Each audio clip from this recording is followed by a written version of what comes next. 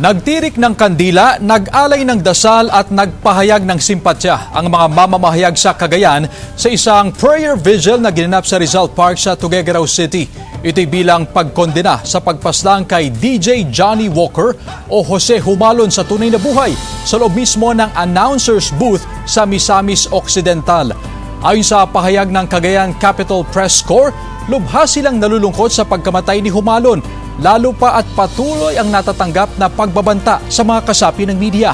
Nanawagan sila sa agarang aksyon ng pamahalaan at makasuhan ang mga sangkot sa pagpatay kasama na ang mastermind.